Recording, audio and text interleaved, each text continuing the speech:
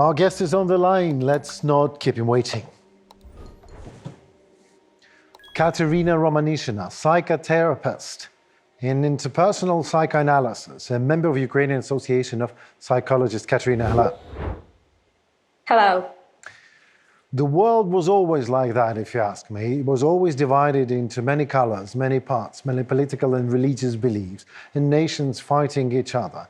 But maybe you can name some specific psychological factors that contributed to the division the most. But I have another tail question to that. What do we do about all this? We are different. How can we find, an interlapping theme? What do we do about our difference? I would like to remember Sigmund Freud, a father of psychoanalysis. Sure. He wrote that, unfortunately, human beings do not have only good love drives, but also death. But we really can do something with that. Really? We can know more about ourselves, and that will help us to introduce this sexual drive, the drive of life. But unfortunately, sometimes happens that the group of people, some nation, they have something like chaotic, a chaos. And that causes a lot of violence, a lot of conflicts, and indeed war. But the violence is our part. It's our natural thing, just as well as love. You just told me that, and I feel that. And Sigmund Freud told me and you that this is our part, a natural part of human's life. And why don't we teach children how to treat our own bad side? Why don't we teach them what to do with our aggression? How and when aggression is a proper thing to use in life? Because sometimes it is. Because you have to defend yourself. And we are trying to avoid that. We're trying to be like, these pink unicorns. Maybe we should do something more about it. Maybe we should provide more psychotherapy in schools. That is the way, maybe. I think that one of the reasons why we do not know what to do with the aggression is a lack of education, of course. Right. We can compare our society, Ukrainian society, with European, and it will totally different. I hope that one day I can tell that in Ukrainian schools, in Ukrainian families, will try to teach children how to behave not aggressively, but have this normal, vital aggression. Yeah, because I can express my aggression different ways. For example, I can express it in my words. Yeah, I can talk to people who harming me or who some kind of irritated me. Yeah, sure, but also I can beat him, and that was cause the conflict, and that will not help the situation. It will only provocate another step of aggression. Again. Yeah, and the more. Yes, please continue. No, I understand you. Yeah, of course, the more aggression we feel, and the less we know what to do with it, it causes conflicts, it causes even worse, as we can see nowadays. But who can imagine this like 10 years ago? Yeah, that in democratic country, almost democratic, but we are on our way to democracy, can be like a full-scale war. Well, I mean, Kateryna, I don't think that the democracy is you can't achieve democracy. There's only way to it, with the with a samurai way. But sometimes when you're talking to someone, there is no other way but aggression, because he does not understand, like it is with Islamist word. I'm not saying it Muslim word, I'm saying Islamist. So I believe personally that religion is the root of all evil, the mother of all evil of earth. Do you agree with this? No, I don't. I believe that it can be used as a manipulation. Yeah, it can cause many problems, but not necessary. Really? Religion is only the way of thinking. It's Everything is about thinking. Come on, philosophy. Kateryna. Yeah, but if we'll think about, for example, even psychoanalysis or nationalism. Okay, let's talk about Okay. nationalism as something which should help country develop and people to love their countries and fellow citizens.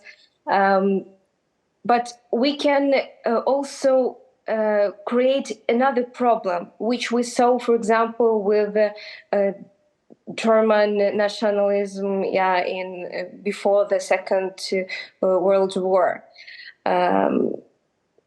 We can cause the discrimination to other nations. We can cause some other problems if we have this idea that it should be the main thing and there is no other opinions.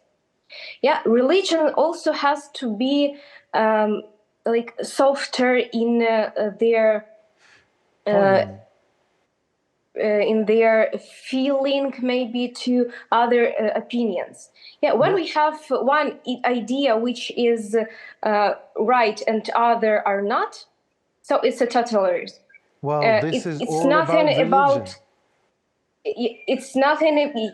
Yeah, but No, but you know that I can't say that all religion people who I know, they are not democratic. They are not. They don't have moral principles. I know good people who are religious, but it's nothing about violence or nothing about that.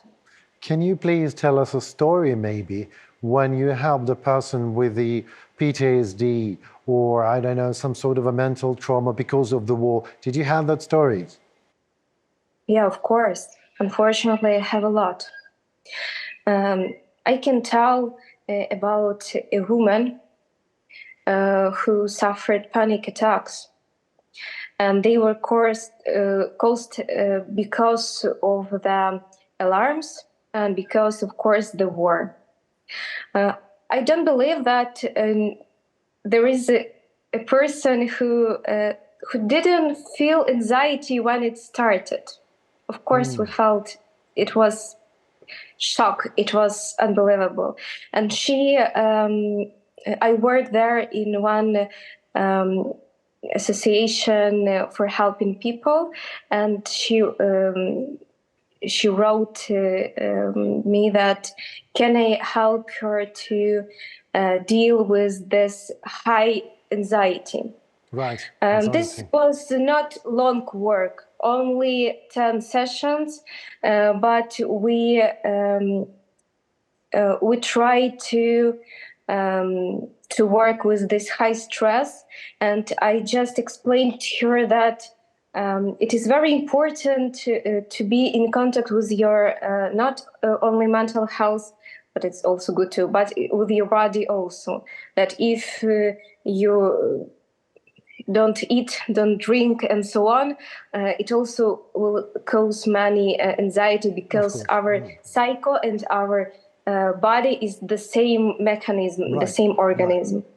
And as a result, I think that her anxiety was quite low and pretty enough to go to work, to sleep better, and great, yeah. great achievement. what would you do? Can you give us, let's say, 3 main rules of life for the persons who are living in a war zone, in an absolute chaos and mayhem of what is going on, not only in the world, but say next door?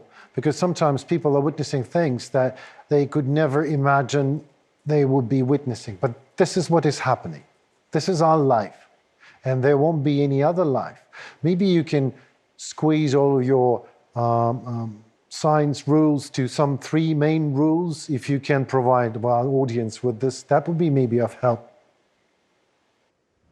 The first and the most important is to remember that you and the person in front of you are alive. So you should take this idea and to try to survive. Yeah, the first point, you have to survive. The second point is, of course, to try to find the better adaptation for yourself. For example, if a person can't leave the area where is bombing or something, I don't know, like I don't know, army of another country and so on. This person can try to find the best solutions which he can, yeah, and of course not to blame himself that why I didn't go earlier and so on. Yeah, you can do this, but later, when the situation will be not so hot. Yes. Yeah. Yes. And the third one, of course, to remember that first of all, we are human beings. We are not animals. We try to be better. We try to battle our own anxiety, anger, and destructive drives.